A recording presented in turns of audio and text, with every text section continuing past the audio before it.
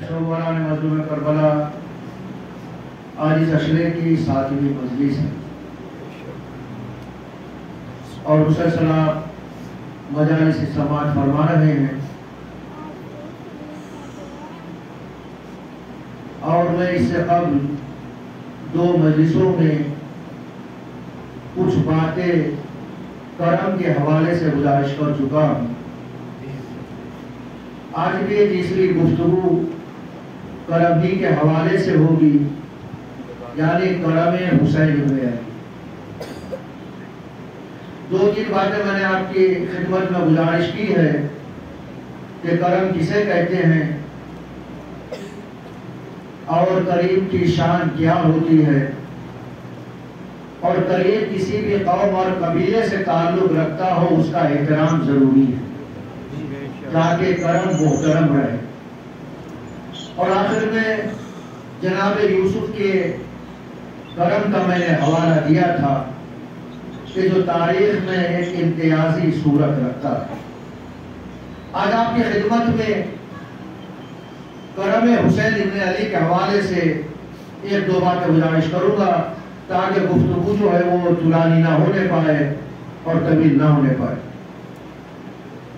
میں نے پہلے روز ایک جملہ آپ کی خدمت میں گزارش کیا تھا کہ جس فرش اعضاء پر ہم بیٹھتے ہیں یہ فقط فرش اعضاء ہی نہیں، یہ کرم حسین ابن علی کا ایک وسیع دسترخوان ہے، جہاں ہم کو مادی غذا بھی ملتی ہے، روحانی غذا بھی ملتی ہے، جہاں دولت ایمان سے بھی ہم مالا مال ہوتے ہیں اور روحانی مال سے بھی ہم مالا مال ہوتے ہیں۔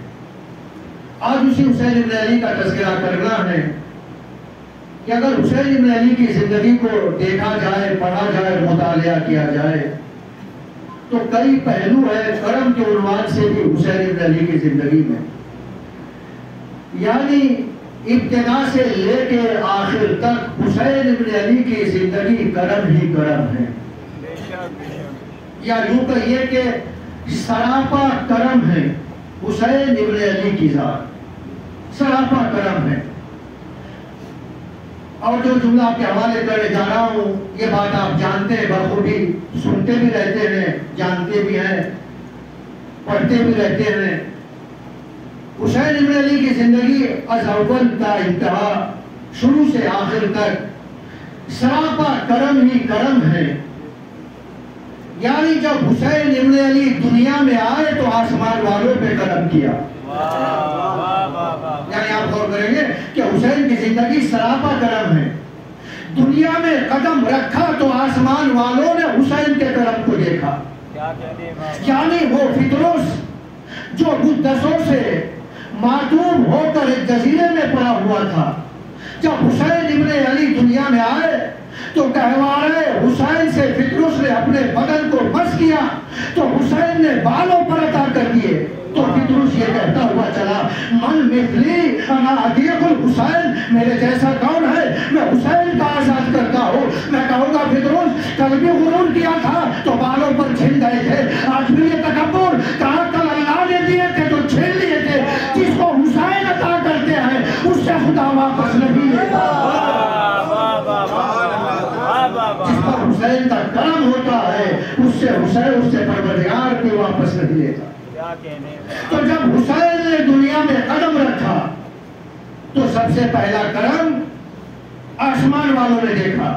یہ کرم ہے ولادت کے بعد کا جو آسمان والوں نے دیکھا، اور جب دنیا سے جانے لگے شہادت سے پہلے حور کو علیہ السلام بنا گئے۔ وہ آسمان والوں پہ کرم تھا، یہ زمین والوں پہ کرم ہے کہ وہاں فطرس پہ کرم کیا، اور یہاں دنیا سے جاتے جاتے حور کو علیہ السلام بنا گئے۔ یہ کتنا بڑا کرم ہے جو حور دشمنوں کی صفوں میں تھا اور حسین کے قدموں میں آنے سے پہلے لعنتوں کا مستحق بن جاتا، مگر حسین نے وہ کرم کا مظاہرہ کیا کہ اب حور علیہ السلام بن گئے، اور ساری دنیا انگلی اٹھا کے حور کو سلام کرتی ہے۔ یہ کتنا بڑا کرم ہے حسین ابن علی کا۔ تو ولادت کے بعد کا کرم، یہ شہادت کے بعد کا کرم، شہادت سے پہلے کا کرم، اب شہادت کے بعد کا کرم دیکھیں. واہ واہ واہ واہ. حسین کربلا میں آئے 2 محرم کو اور آتے ہی زمین کربلا کو خرید لیا. یہ آپ سنتے رہتے ہیں مگر جو میں جملہ آپ کے حوالے کرنا چاہ رہا ہوں، 60,000 درہم میں زمین کربلا کو خرید لیا اور خریدنے کے بعد اس کو واپس بھی کر دیا، یہ کہہ کر کہ دیکھو ہمارے یہاں قبریں بنیں گی، ہمارے مہمان آئیں گے، ہمارے مہمانوں کی مہمان نوازی اچھی طریقے سے کرنا، انہیں کوئی تکلیف نہ ہونے پائے. اب ایک جملہ آپ کے حوالے کروں، اپنے سامنے دسترخوان پر بٹھا کے کھلا دینا دنیا کے سخیوں کا کام ہے اور قیامت تک کے لیے انتظام کر دینا سلام بھیج دے.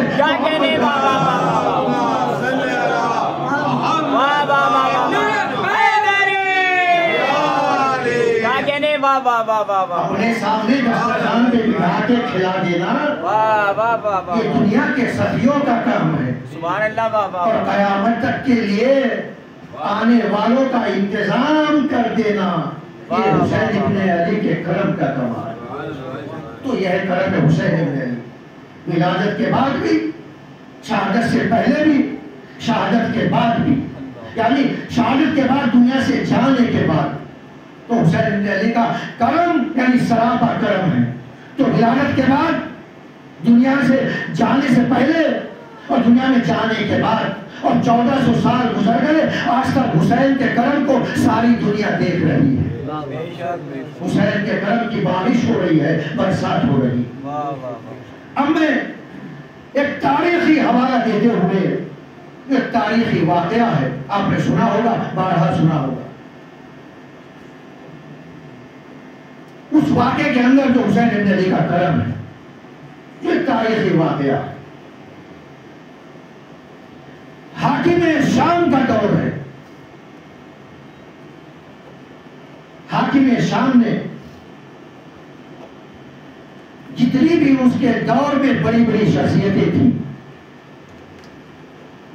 ان سب کو تحفے، تحائف، گفٹ اور مال بھی بھیجا، ان سب کی خدمت. اتنی بھی بڑی شخصیتیں تھیں. تو جب ساری بڑی شخصیتوں کے پاس تحفے بھیجے، گفٹ بھیجے، مال دنیا بھیجا، تو ظاہر سی بات ہے حسین سے بڑی شخصیت کون ہو سکتی تھی؟ تو وہ سب کچھ حسین ابن علی کے پاس بھی بھیجا. اگرچہ اس کی نیت میں کوئی اخلاص نہیں تھا. حاکم شام اگر کسی کے ہاتھ میں 4 پیسے بھی رکھتا تھا اس میں بھی اس کا کوئی نہ کوئی مقصد چھپا ہوا ہوتا تھا. ایک طرف اس نے یہ ظاہر کرنا چاہا کہ دیکھو اگر بیت المال میرے قبضے میں، اگر مسلمانوں کا مال میرے پاس ہے تو میں اس کو خالی اپنے لیے نہیں رکھتا ہوں بلکہ مسلمانوں کو تحفے دیتا ہوں. اس بیت المال میں سے ان کو میں یہ گفٹ دیتا ہوں، یہ مال ان کے گھروں میں بھیجتا ہوں. جبکہ امیر شام یہ کہہ کے بھیجنا لگے یہ میری طرف سے گفٹ ہے، میری طرف سے ہدیہ ہے، تحفے ہے اور میں دے رہا ہوں. اگر آپ غور کریں گے یہ کوئی اپنی جیب سے نہیں دے رہا تھا، یہ بیت المال سے دے رہا تھا. اور بیت المال حاکم شام کے باپ کا مال نہیں تھا، یہ مسلمانوں کی ملکیت تھی. یہ اس کا نہیں تھا. کمال تو یہ ہوتا کہ اپنی جیب سے دیتا، اپنے بازوؤں کی کمائی سے دیتا. بیت المال سے مسلمانوں کو دے دینا اور بات ہے، یہودی کے باغ میں سینچائی کر کے اور بھوکوں کا پیٹ بھرنا یہ علی کا کمال ہے. وہ کرم نہیں ہے، وہ لوٹ پاٹ ہے. کرم یہ ہے جو اپنے بازوؤں کی کمائی ہے اور یتیموں کا اور بھوکوں کا پیٹ بھر. تو کرم علی کا ہے، حاکم شام کا نہیں ہے. وہ تو بیت المال ہے، اس میں بھی کمال ہے جس کو چاہے جتنا لوٹا دے، کیونکہ نہ اس کی جیب سے جا رہا ہے نہ اس کے گھر سے جا رہا ہے. مگر پھر بھی اس نے یہ کہہ کے دیا کہ دیکھو یہ سب بڑے بڑے ہیں، میں ان کو دے رہا ہوں تاکہ یہ غور کرے اگر یہ بڑے ہیں تو میں کتنا بڑا ہوں جو ان سب کو دے رہا ہوں، جن بڑی شخصیتوں کو میں دے رہا ہوں، اگر یہ بڑے ہیں تو جو ان کو دے رہا ہے، گفٹ دے رہا ہے، مال دے رہا ہے، تو وہ کتنا بڑا ہوگا۔ اس نے سب کے پاس گفٹ بھیجے، مال دنیا بھیجا بیت المال سے، اور کچھ لوگوں کو حسین ابن علی کے پاس بھی بھیجا کہ یہ ان کو جا کے دے۔ جو اس کے درباری بیٹھے ہوئے تھے تو درباریوں کو تعجب ہوا کہ اگر فلاں کو دیا تو سمجھ میں آتا ہے، فلاں کے پاس بھیجا ہے تو سمجھ میں آتا ہے، ان کے پاس بھیجا ہے تو سمجھ میں آتا ہے، ان کے پاس بھیجا ہے تو سمجھ میں آتا ہے، اس لیے کہ وہ بھی اسی سلسلے کے، یہ بھی اسی سلسلے کا، ان کا مزاج بھی ویسا ہی، اس کا مزاج بھی ویسا ہی۔ مگر حسین ابن علی سے کہیں دور سے کوئی تعلق نہیں، تو ان کو کیوں بھیجا؟ تو حاکم شام جواب دیتا ہے تمہیں نہیں معلوم، تم مجھے دیکھو کہ میں کتنا بڑا مردم شناس ہوں، مزاج شناس ہوں، میں شخصیتوں کو پہچانتا ہوں۔ کا کیا مطلب؟ کا مطلب یہ ہے کہ دیکھو جن جن کے پاس میں نے تحفے بھیجے ہیں، مال بھیجا ہے، میں ان کے بارے میں یہ تبصرہ کر سکتا ہوں اور بتا سکتا ہوں کہ فلاں کے پاس بھیجا تو وہ مال کا کیا کرے گا، اس کے پاس بھیجا ہے تو وہ کیا کرے گا، ان کے پاس بھیجا ہے تو وہ مال کا کیا کرے گا، کہاں خرچ کرے گا۔ کہ میں ان سب کو پہچانتا ہوں، ان کا مزاج پہچانتا ہوں، ان کی شخصیتوں کو پہچانتا ہوں۔ کہا تو حسین ابن علی کے پاس آپ نے بھیجا ہے تو وہ کیا کریں گے؟ رب اما الحسین، اب حسین کے بارے میں تبصرہ کر رہا ہے حاکم شام، وَأَمَّا الْحُسَيْنُ فَيُسْرِفُ عَلَىٰ عَيْتَامِ مَنْ قُتِلَ مَعَ أَبِيهِ فِي السِّجِّينِ۔ مگر حسین کے پاس جو میں مال بھیج رہا ہوں، حسین اس مال کو راہ خدا میں شہید ہونے والوں کے یتیم بچوں پہ خرچ کرے۔ کیا کہنے بابا۔ اور جب مال حسین کے پاس بھیجا، ساتھ میں جاسوس بھی بھیج دیے۔ کچاؤ جیسے حسین کے پاس مال آیا، حسین نے فوراً اعلان کرا دیا کہ جتنے بھی یتیم ہیں، واہ واہ واہ واہ، جو علی کے ہم رکاب ہو کر صفین میں شہید ہوئے، ان کے جتنے یتیم بچے ہیں، یا راہ خدا میں شہید ہونے والوں کے جتنے بچے ہیں، جتنے یتیم ہیں، سب کو بلا لیا جائے۔ اور جب سب کو بلا لیا، حسین نے سارا مال یتیموں کے حوالے کر دیا۔ گھر میں حسین کے لیے نہ اپنے لیے رکھا، نہ گھر والوں کے لیے رکھا، سارا مال یتیموں کے حوالے کر دیا۔ جاسوس دوڑتے ہوئے آئے حاکم شام کے پاس، کہا امیر، آپ قصر میں بیٹھ کے لوگوں کو بڑا پہچانتے ہیں، کیا ہوا؟ کہ ہم نے اپنی آنکھوں سے دیکھا حسین نے وہ مال نہ اپنے لیے رکھا، نہ گھر والوں کے لیے رکھا، نہ اپنے کھانے کے لیے رکھا، نہ اپنے بچوں کے لیے رکھا، نہ اپنی اولاد کے لیے رکھا، نہ اپنے پاس بیٹھنے والوں کے لیے رکھا، نہ اپنے اصحاب کے پاس رکھا، بلکہ یتیموں کی راہ میں لٹا دیا۔ کہ یتیموں کو لٹا دیا، کہ میں نے تم سے نہیں کہا تھا کہ قریش کو میں پہچانتا ہوں، اور قریش میں بنی ہاشم سے زیادہ میرا پریچے پہچاننے والا کون ہو سکتا ہے؟ میں بنی ہاشم کے مزاج کو پہچانتا ہوں۔ اب ایک جملہ آپ کے حوالے کروں، ایک مرتبہ حاکم شام نے بیٹے کے بارے میں یہ بیان دیا، اس سے پہلے صفین نے باپ کے بارے میں ایک بیان دیا تھا۔ جب جنگ صفین ہونے والی تھی تو معاویہ نے فرات پہ قبضہ کر لیا تھا، فرات پہ قبضہ کر لیا تھا، اور علی کے لشکر کو پانی پینے سے منع کر دیا، پانی نہیں دیا تھا۔ تو ایک مرتبہ علی نے مالی کے اشکر سے کہا، اشکر جاؤ فرات پہ قبضہ کرو، کہ دیکھیے علی کا مالک اشتر پہ اعتماد دیکھیے. کیا کہنے بابا. علی خود بھی کہہ سکتے تھے کہ چلو میں جا رہا ہوں فرات پہ قبضہ کرتا ہوں. بات سمجھ میں نہیں آتی ہے. علی شیر خدا ہے, جا کے قبضہ کر لیتے. واہ واہ واہ. مگر علی نے کہا اشتر جاؤ اور فرات پہ قبضہ کرو. مالک اشتر گئے, چند لمحوں میں فرات پہ قبضہ کر لیا. واہ واہ واہ. اور فوج میں کھلبلی مچ گئی, اس لیے کہ ہم نے علی پر پانی بند کیا تھا. اب فرات علی کے قبضے میں پانی بند کر دے. اب سب حاکم شام کے پاس گئے اور جا کے کہا کہ غضب ہو گیا. کیا ہوا؟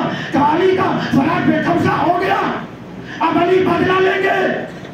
تو حاکم شام نے کہا گھبراؤ نہیں, گھبراؤ نہیں, علی کبھی پیاسوں پہ پانی بند کر دیا.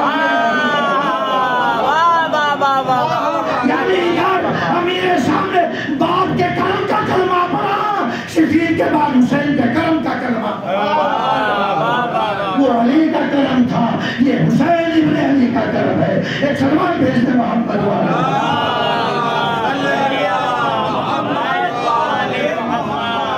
چنانچہ حسین نے امیر شام کے لشکروں پہ پانی بند کیا, کہا سب پی سکتے ہیں. اور ادھر حسین نے یتیموں میں سارا مال لٹا دیا. وہ علی کا کرم تھا, یہ حسین کا کرم ہے. اور یہ صاحب پہچان بھی سکتے ہیں کہ پیاسوں کے پانی بند کرنے کی سنت کس کی ہے. پانی کی بند کرنے کی سنت یہ کس کے کہ پیاسوں پہ پانی بند کر دیا جائے. یہ سنت کربلا سے شروع نہیں ہوئی ہے, یہ امیر شام سے شروع ہوئی. جس نے لشکر علی پہ پانی بند کیا تھا, یہاں پر باپ نے بند کیا, وہاں بیٹے نے حسین پر بند کیا تھا. یہ سنت ہی کی. تو یہ کرم حسین ابن علی ہے کہ جتنا مال امیر شام نے ہدیے کے طور پہ بھیجا تھا, حسین نے اس میں سے ایک رال بھی اپنے لیے نہیں رکھا, بلکہ سب یتیموں پہ خرچ کر دیا. کتنا بڑا کرم ہے حسین ابن علی. اور جب بات آ گئی چونکہ ساتھی مجلس ہے, امام جناب قاسم کا تذکرہ ہونا ہے, تو اس لیے اگر بیٹے کا تذکرہ ہے تو باپ کے کرم کا بھی تھوڑا سا تذکرہ ہو جائے. اس لیے کہ چاہے حسین کا کرم ہو چاہے حسن کا کرم ہو, اس کرم کا تعلق اسی گھرانے سے. اور ہم نے بارہا سنا ہوگا ان کے کرم کی داستان. اور یہ واقعہ آپ کا سنا ہوا ہے کہ جب مدینے میں حاکم شام آیا اور آنے کے بعد سارے مدینے میں اعلان کر دیا کہ آؤ تمہارا حاکم آیا, مال و دولت لے جاؤ. سب کو خوب خزانہ بانٹا, دولت دی, انعامات سے نوازا. اور جب امام حسن کو بلایا تو امام حسن ابھی نہیں گئے, تو ان کے مسئلے تھے. جب سب کو دے چکا, سارے مدینے کو دے چکا, سب سے آخر میں امام حسن گئے اور امام حسن کو اپنے پہلو میں تخت پہ جگہ دی. امام حسن بیٹھ گئے. واقعہ آپ کا سنا ہوا ہے, چونکہ ان کا کرم ہے اس لیے گزارش کر رہا ہوں. اور ایک مرتبہ مجمع سے خطاب کر کے حاکم شام یہ کہتا ہے کہ سنو, امام حسن اس لیے دیر میں آئے ہیں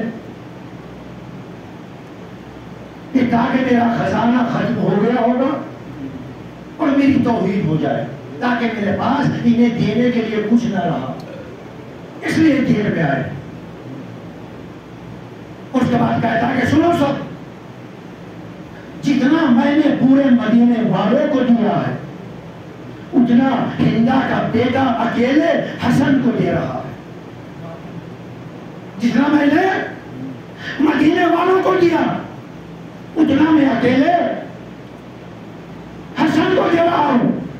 یہاں سے دشمن کی زبان سے ایک بات تو ثابت ہو گئی کہ حاکم شام کی نگاہ میں جو اوقات پوری امت کی ہے وہ اکیلے حسن کو.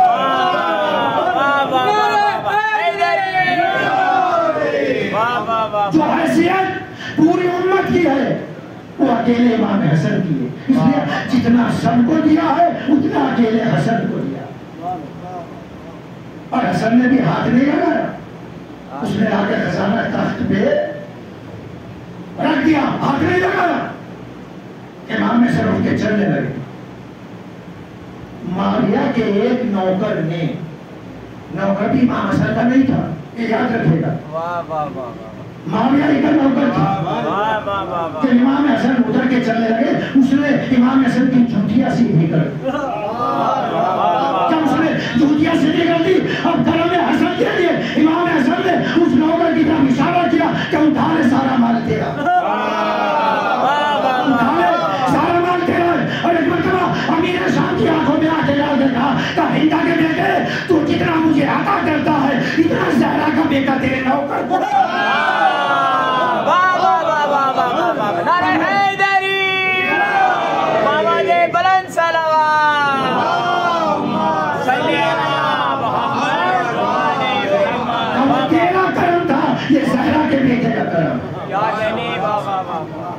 اس مال کا قابل تو ہمیں سمجھتا ہے، اس مال کے لائق تو تیرے نوکروں کو سمجھتے ہیں. تو ہم سے مقابلہ کہاں کر سکتا ہے؟ ہمارے مقابل کیسے آ سکتا ہے؟ ہم اگر چاہے اپنا اقتدار دکھائے زمین و آسمان، سارے زمین سے لے کے آسمان تک ہم خزانوں سے دور کر دیں، مگر ہم نے کبھی اپنے اقتدار کا استعمال نہیں کیا. ہم نے اپنی طاقت کا استعمال نہیں کیا. اس لیے کرے بھی تو کس کے مقابلے میں کرے؟ تم جیسوں کی اوقات تو ہمارے سامنے کچھ ہے بھی نہیں. اگر طاقت کا استعمال بھی کرے تو کسی سامنے والا کم سے کم ویسا ہی تو ہو جو مقابل میں آ سکے. تو ہم اپنے اقتدار کو کس کے مقابلے میں استعمال کریں؟ اس لیے کہ ہمارا اقتدار یہ اللہ کی عنایت ہے، اللہ کا کرم ہے جو ہمیں عطا کیا ہے. ورنہ اگر ہم اپنے اقتدار کا استعمال کر لیں تو مجھے ایسا لگے گا کہ جیسے یہ کائنات ہماری ہے اور ہم نے ہی اس کو بنایا. اگر ہم اپنے اقتدار کا استعمال کریں، یہی وجہ کہ مسجد میں امام حسن منبر میں بیٹھے ہوئے اور آپ کے اصحاب سے اور وہاں کے شہر کے رہنے والوں سے مسجد چھلک رہی ہے، ہزاروں کا مجمع، پیر رکھنے کی جگہ نہیں. یہ صلح کے بعد کا واقعہ، صلح کے بعد کا.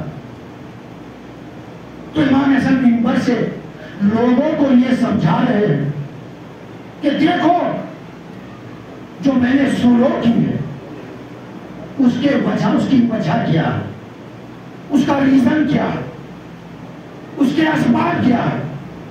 میں نے بلا وجہ صلح نہیں کی ہے اور صلح کر کے ہمیں فتح حاصل ہوئی ہے اور حاکم شام کو شکست ہوئی. تو جب امام حسن صلح کے ریزن اور اسباب بیان کر رہے تھے تو مجمع میں سے ایک شامی کھڑا ہوا. مجمع میں ایک شامی کھڑا ہوا اور کھڑا ہونے کے بعد توہین آمیز لہجے میں کہتا ہے کہ اے حسن، اگر اتنے ہی بزدل تھے تو صلح کیوں کی؟ جنگ کرنا چاہیے. اگر طاقت تھی تو جنگ کرتے، اگر تمہارے پاس طاقت تھی تو جنگ کرتے. یہ صلح کیوں کی؟ صلح کرنا بتا رہا ہے کہ تم بزدل ہو. اب امام حسن کے ایک اقتدار کی جھلک دیکھیے، تھوڑی سی جھلک. امام حسن نے منبر سے کہا تو یہاں مردوں کے مجمع میں کیا کر رہی ہے؟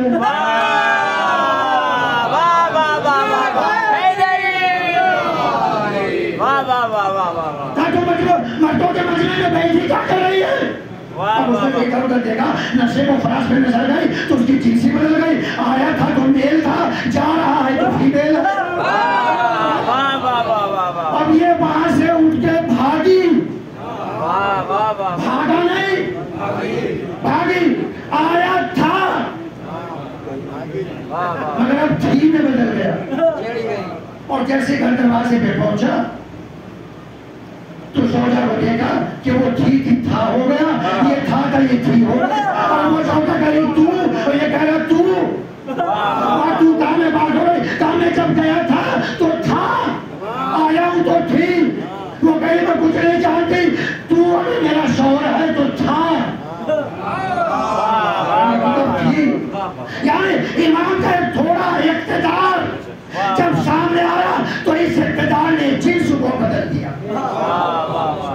اقتدار امامت. اب ایک جملہ کہہ دوں, امامت پہ اعتراض کرنا مردانہ کام نہیں ہے.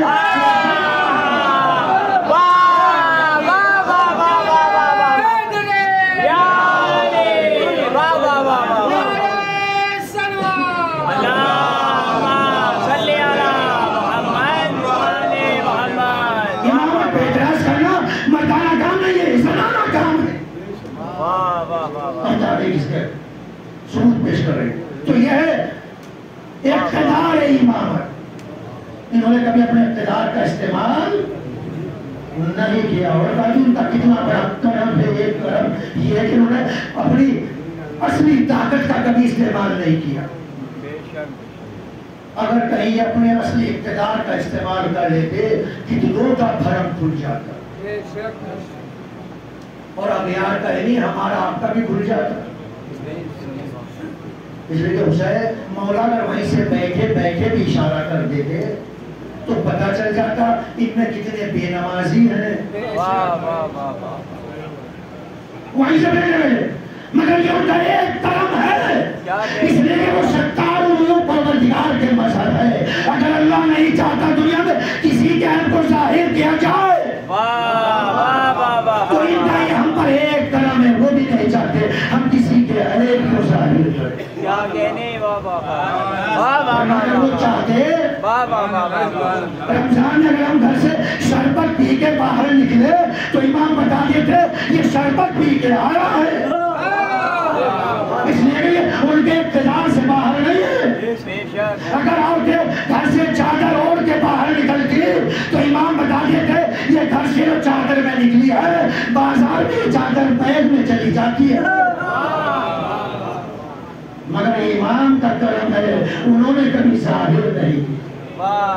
کتنا بڑا کرم ہے ان کا, کہ ان کے پاس یہ طاقت تھی, یہ اقتدار تھا, مگر ان کا یہ کرم ہے. اس کرم کا ہم جتنا شکریہ ادا کریں وہ کم ہے. ایک سلمان بھیجتے محمد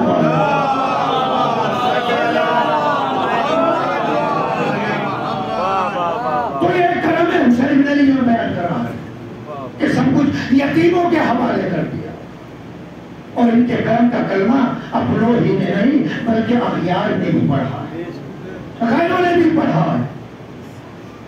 اگر اپنے پڑھتے ہو کہا جاتا کہ وہ مانگنے والے نہیں, اغیار بھی.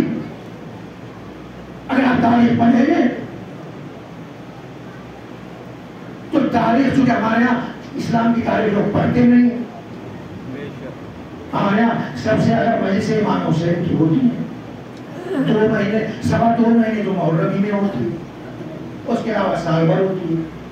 لیکن اگر آپ پورے مجمع سے پوچھ لیجیے امام حسین کی تاریخ تو کوئی بھی نہ بتا پائے گا, ایک لائن سے آگے بڑھے گی نہیں. کہنا بیٹا کبھی ایک ہی ٹکے ہوئے بی تک بھی نہیں پہنچے, جب تک کتنی مجلسیں ہوتی ہیں اس کے پڑھتے نہیں ہیں. جن کے آقا, جن کے امام اور رہنما پڑھنے والے ہوں, جن کے پاس اللہ کا دیا ہوا علم ہو, ان کی قوم پڑھنے سے اتنا دور ہو. مولا کہتے کہ میں نے گزشتہ اقوام کے علوم کو اتنا پڑھا ہے. علی کہتے ہیں نہج البلاغہ میں نے گزشتہ اقوام کے بارے میں اتنا پڑھا ہے تو مجھے ایسا لگنے لگا جیسے میں ان کے ساتھ رہتا تھا, جیسا میں ان کے ساتھ رہتا. اتنا میں نے ان کو پڑھا. جو علی گزشتہ اقوام کے حالات کو, تاریخ کو اتنا پڑھے. ہم جس امام کا پورے سال پوری زندگی تذکرہ کرتے ہیں ہم انہیں کو نہیں پڑھتے. تو اگر آپ تاریخ پڑھیں گے, تاریخ میں ایک شخصیت گزری ہے اسامہ ابن زید.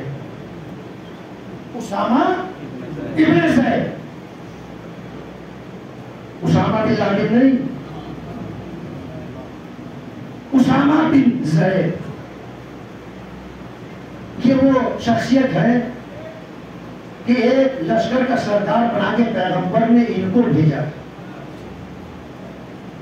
ایک جنگ میں, اور یہ کہہ کے بھیجا تھا جہزو جیش اسامہ, اپنے کو لشکر اسامہ میں جانے کے لیے تیار کر لو. اور اسامہ کوئی سینئر آدمی نہیں تھے, ایسے رہے کوئی 19-20 سال کے, جوان بالکل 19-20 سال کے نوجوان، جبکہ ان سے کتنے سینئر تھے.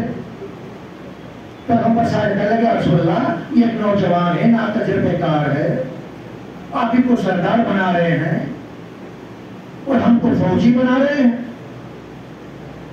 پہلے تو اصحاب کا مزاج یہی سے پہچان دے، اگر پیغمبر نے کسی کو سردار بنا دیا اب تو زبان پہ یہ نہیں آنا چاہیے کیوں ان کو بنایا. اگر کیوں آ گیا تو ہم نے رسول کو محمد ابن عبداللہ کو مانا ہے، رسول اللہ نہیں مانا. اگر رسول اللہ مان لیا تو پھر کیوں نہیں آنا چاہیے. کہ ہم سینئر ہے، ہماری سینئرٹی کا خیال تو کیجئے. ہم عمروں میں بھی بڑے، تجربے میں بھی بڑے، اور آپ ایک نوجوان کو ہمارا سردار بنا رہے کہ ہم ان کے پیچھے چلے، ان کو سردار مانے، ان کے سپاہی ہم بنے، ان کے فوجی ہم بنے، ان کے لشکری ہم بنے اور یہ ہمارے سردار بنے. اور یہ پیغمبر کی زندگی کا واقعہ ہے، بات کا بھی نہیں ہے کہ بات کا واقعہ ہو، زندگی کا. یعنی زندگی میں اعتراض جو پیغمبر کی زندگی میں پیغمبر کے بنائے ہوئے سردار کو نہ مانے، وہ پیغمبر کے بعد اگر علی کا انکار کر دے تو یہ تعجب کی بات نہیں ہے. جن کے مزاج زندگی پیغمبر ہی میں اتنے بدلے ہوئے تھے، جن کے دماغوں میں اتنے فتور تھے، اتنا فتنہ بھرا ہوا تھا، تو اگر بارے پیغمبر وہ فتنہ پھوٹ پڑے تو یہ کوئی تعجب کی بات نہیں. ادھر چلا ہے کافی، ادھر آ جائیے آپ لوگ.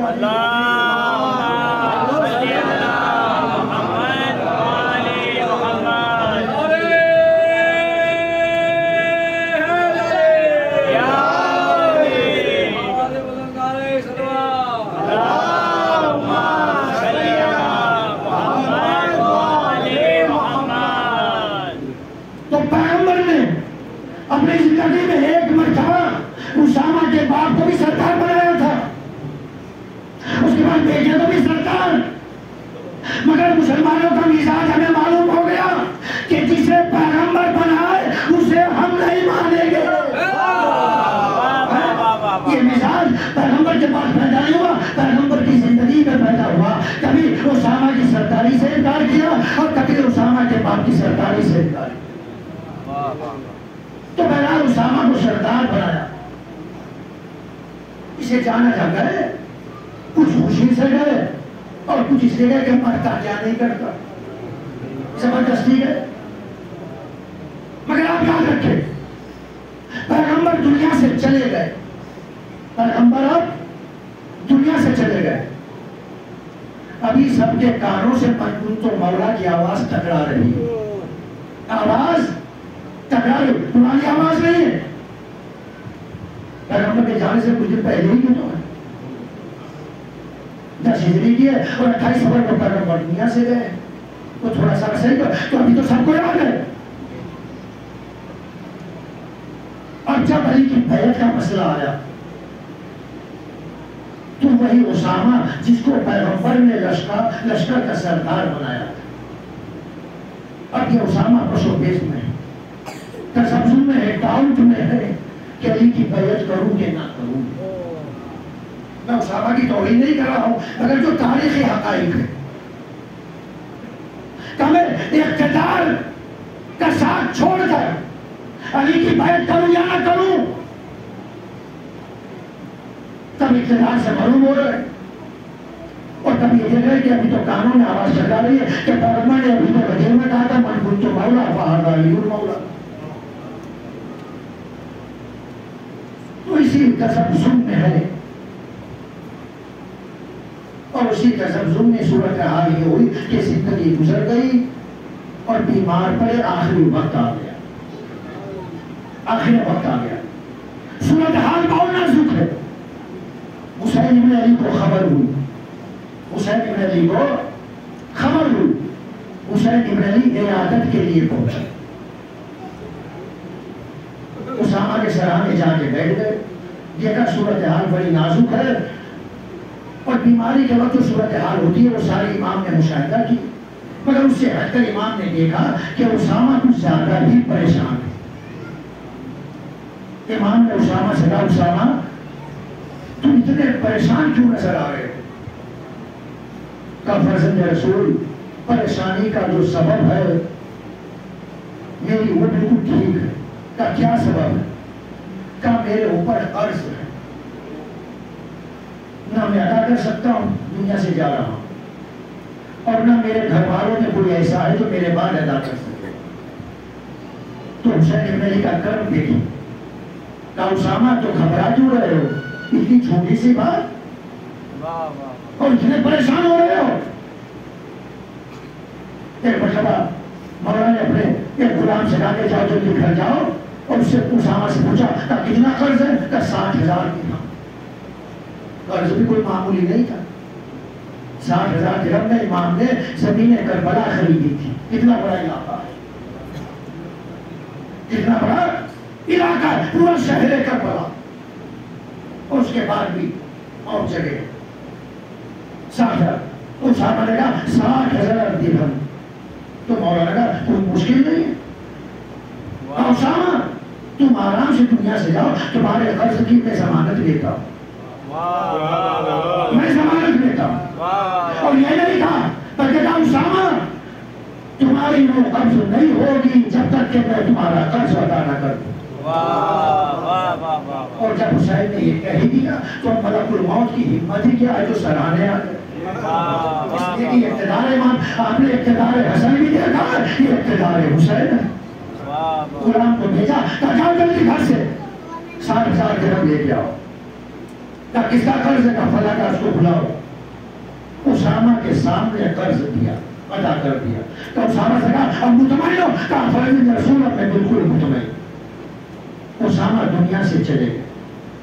مگر جملہ کہنا چاہتا ہوں، اسامہ وہ ہے جو پیغمبر کے بعد اس تسلسل کا شکار تھے کہ علی کی بیعت کروں نہ کہ کروں. تو علی حسین کو تو چاہیے تھا کہ اسامہ کا بائیکاٹ کرتے تھے. جب میرے بابا کی بیعت ہی نہیں کری تو میں ان کا قرض کیوں ادا کروں؟ اگر نہیں، یہ حسین کا کرم تھا. اور اسامہ کا قرض ادا کر کہا اسامہ تم نے میرے بابا کا ساتھ نہیں دیا، وہ تمہارا کردار تھا، میں تمہارا قرض ادا کر رہا ہوں. یہ میرا کرم ہے، یہ میرا کرم ہے. اس لیے اگر حسین سلمان اور بوزر کا قرض ادا کرتے تو ہو سکتا ہے لوگ کہتے تھے بیعت علی کی قیمت ادا کر رہے ہیں. اس لیے کہ بوزر نے علی کی بیعت کی تھی، سلمان نے علی کی بیعت کی تھی، وہ قیمت ادا کر رہے ہیں. لوگوں سے کہا کہ دیکھو ہم اغیار پہ بھی کرم کرتے ہیں، اسامہ نے بیعت کی نہیں کی تھی مگر ہم اسامہ پہ بھی کرم کر رہے ہیں. یہ حسین ابن علی کا کرم، یہ حسین کا کرم. وہ علی کا کرم تھا کہ دشمنوں پہ پانی بند نہیں کیا. یہ بیٹے کا کرم ہے کہ اغیار کے قرض کو بھی ادا کرنا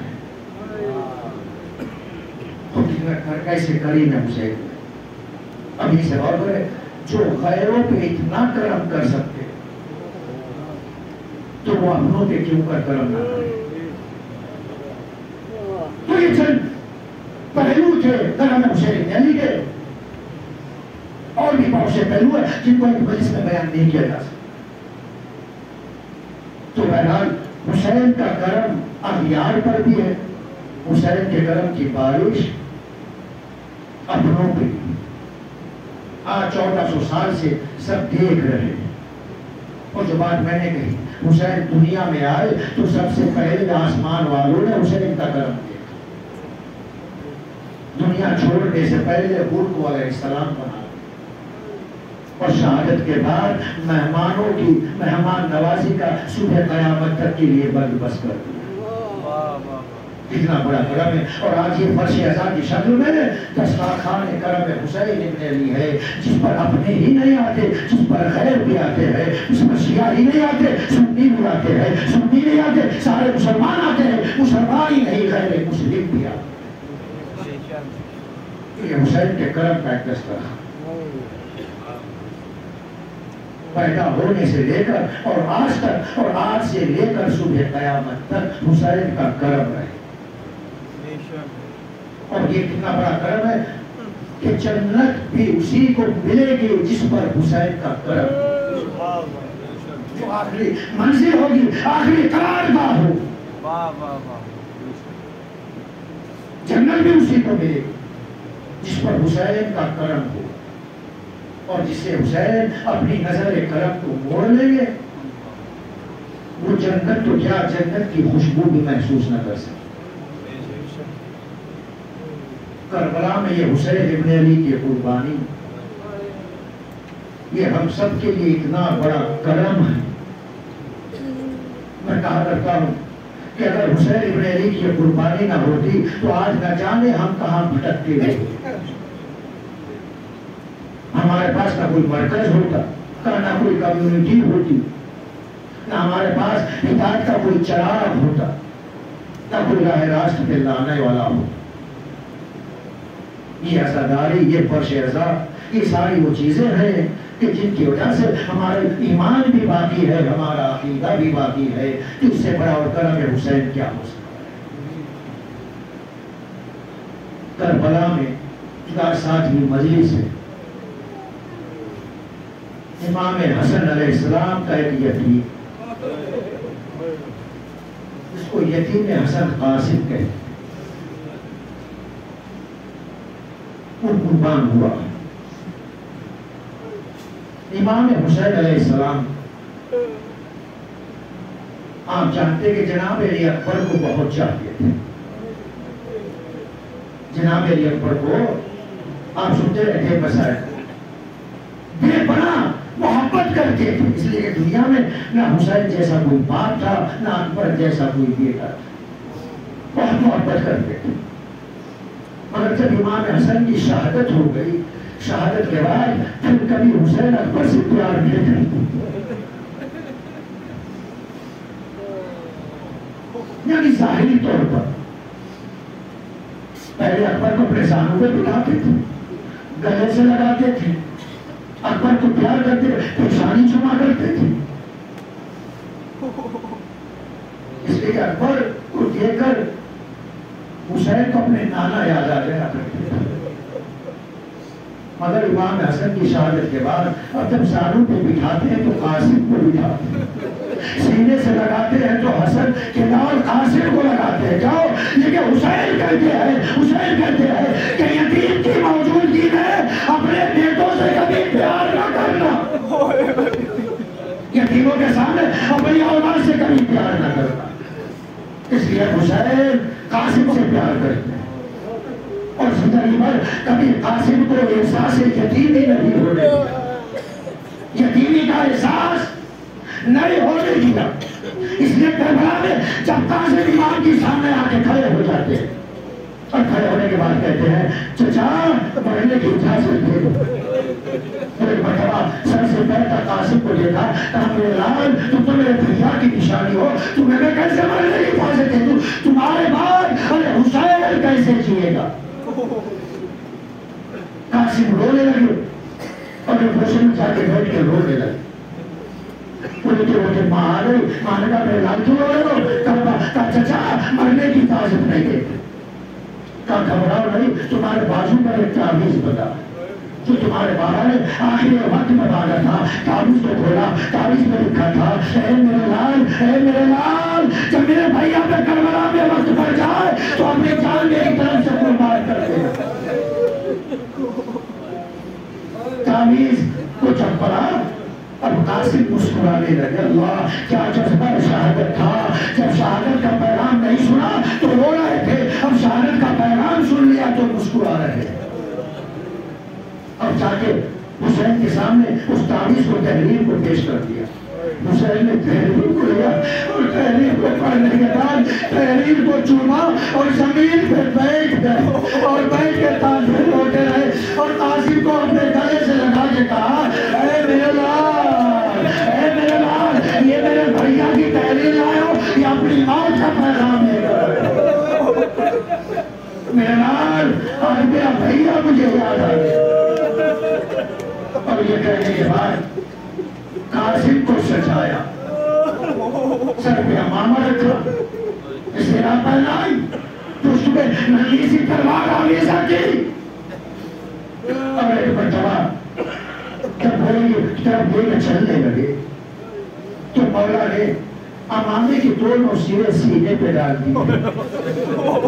سیرے امامے کے سیرے آپ نے دیکھا ہوگا جب یہ تو غسل لیتے کفن پہناتے ہیں امامہ مستحب ہے امامے کے سیرے ارے سینے پہ ڈال دیتے. یہ امام نے سینے پہ امامے کے سیرے کیوں ڈالے؟ امام کہتے میرے لال ارے مرنے کے بعد تو کفن نہ دے سکوں گا ارے زندگی میں کفن پہنا رہا زندگی میں تمہیں کفن پہنا رہا. اور اس کے بعد بازو کو سنبھالا اور بازو کو سنبھالنے کے بعد گھوڑے پر بٹھانا چاہ رہے ہیں. جیسی گھوڑے پر بٹھانے کے لیے قاسم نے پیر بلند کیا. ایک مرتبہ حسین نے قاسم کے گریبان کو چاک کر دیا. گریبان کو چاک کر دیا. کہا چچا یہ میرے گریبان کو کیوں چاک کیا؟ کہا میرے لال یہ یتیموں کی نشانی ہے. ارے تم مقتل میں جاؤ تو شاید تمہیں یتیم سمجھ کے چھوڑو. قاسم کو گھوڑے پہ سوار کیا. چچا سے رخصت ہوئے علمدار سے رخصت ہوئے اور ایک مرتبہ گلی سے مرکز کی طرف چلے. دشمنوں پہ حملہ کیا. ارزق کو مارا. ارزق کے 4 بیٹوں کو مارا. اور ایک مرتبہ قاسم کے جوتوں کا تسمہ کھل گیا. قاسم گھوڑے پہ جھکے. جیسے ہی جھکے چاروں طرف سے حملے شروع ہو گئے. قاسم زمین پر آئے. ایک مرتبہ آواز دی یا اماں ہو دیکھنی اے چچا میری مدد کو. بس آخری جملہ. ادھر حسین کے کانوں میں آواز آئی کہ بھتیجے نے پکارا. حسین براق کی طرح گھوڑے پہ سوار ہو کر تیزی سے چلے. مگر جب حسین نے چلے کیا دیکھا کہ قاتل سرارے بیٹھا ہوا. قاتل سرارے بیٹھا ہوا اور لشکر چاروں طرف سے گھیرے ہوئے. ایک مرتبہ حسین نے گھوڑے کو مہمیز لگائی اور ایک مرتبہ بجلی کی طرح تیزی سے دوڑے. جیسے ہی گئے اور ایک مرتبہ فوج نے بھاگنا شروع کیا. ادھر کے گھوڑے ادھر ادھر کے گھوڑے ادھر. اور پہلوں کی پسلیاں ٹوٹ گئے. سینے کی ہڈیاں ٹوٹ گئے. حسین گھوڑے سے قاسم کے قریب بیٹھ گئے اور حسین کے کانوں میں ایک آواز آئی چچا چچا میرے سینے کی ہڈیاں ٹوٹ گئے. حسین پوچھے. ایک مرتبہ قاسم سے کہا اے میرے لال ارے چچا کو معاف کر دینا. ارے تجھے پامال ہونے سے نہ بچا سکا. آزادارو یہ جملہ یاد رکھے گا. جب قاسم ارے خیمے سے گھوڑے میں سوار ہو کے چلے تو اتنے غمگین تھے کہ رکاب تک پیر نہیں پہنچے. ادھر حسین نے قاسم کے لاشے کو اٹھایا. سینے سے سینہ لگایا. کیا مڑ کے دیکھا ارے زمین پر ارے قاسم ارے کھاتے حسین تڑپ گئے. میرا لال گھوڑوں کی ٹانپوں سے اتنا پامال ہو گیا. پیر زمین پر خیمے میں لاشا پہنچا. بیویوں میں کوڑا بڑھتا ہوا. قاسم مارا گیا. واہ قاسمہ واہ حسین. انا للہ و انا الیہ راجعون. سیعلم الذین ظلموا